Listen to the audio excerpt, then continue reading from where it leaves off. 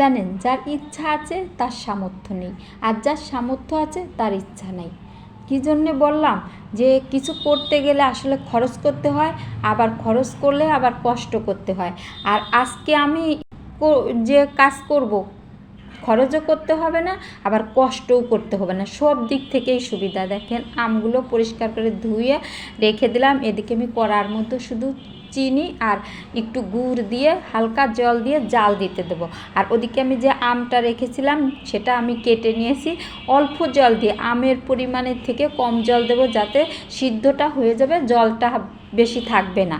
দেখেন ঢাকা দিয়ে রেখেছিলাম, হালকা জালে সিদ্ধ হয়ে গেছে। এখন আমি এর ভিতরেই গরম গরম থাকতেই আমি এই যে একটা দিয়ে ভালোভাবে নাড়াচাড়া করে নিচ্ছি।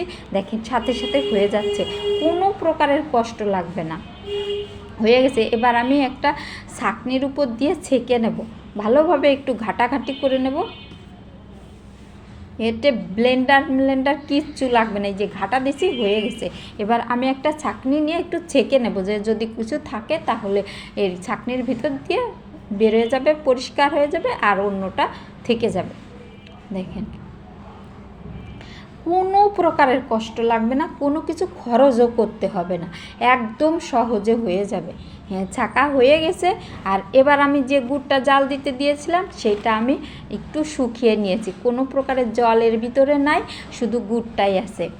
এখন আমি যে পাল্পটা বের করলাম সেটা দিয়ে দিলাম, অল্প একটু সময় নাড়াচাড়া করলেই হয়ে যাবে। এর ভিতরে আর কিচ্ছু লাগবে না, শুধু একটু আচারের যে মশলা থাকে, সাধারণ যে মশলা, সেই মশলাটা দেব, তাছাড়া আর কিছু দেব না।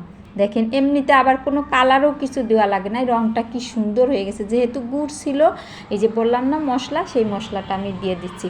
আমি নিজেও ভাবতে পারিনি যে এত সহজে আমসত্ত্ব বানানো যাবে। এই যে হয়ে গেছে। আর এখন একটা বড় প্লেট নিয়েছি, প্লেটটা একটু তেল ব্রাশ করে নিলাম, তেল ব্রাশ করলে সহজেই উঠে যায়। আর এর তাকটা হবে যে কড়াই থেকে উঠে যাবে, এরকম সময় করব। আর এই তাকে করলে একেবারে সাথে সাথে প্লেটে ঢালার সাথে সাথে আমসত্ত্ব অর্ধেক শুকিয়ে যাবে, রোদ্দুর লাগবে না।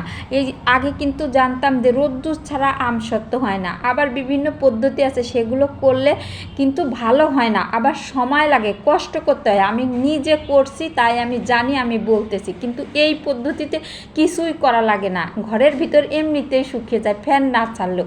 দেখেন প্লেটে ঢেলে নিয়ে একটা কিছু দিয়ে সুন্দর, যেহেতু এটা গরম গরম গরম ছাড়িয়ে দিতে হবে, তার জন্য একটা যে চামচ দিয়েই আমি দিয়ে দিচ্ছি, সুন্দর করে চারপাশে দিয়ে সমান করে দিতে হবে। সমান না হলে কেমন দেখাবে, সমান করে দিতে হবে, সুন্দর মতো সমান করে দিয়ে দিতে হবে। এই যে দিয়ে দেওয়া হয়ে গেছে, আর সাথে সাথেই কিন্তু শুকিয়ে গেছে, অনেকটা শুকিয়ে গেছে। আমি নিজেও ভাবতেই পারিনি যে এত সহজে এত সুন্দর আমসত্ত্ব হবে, অসাধারণ।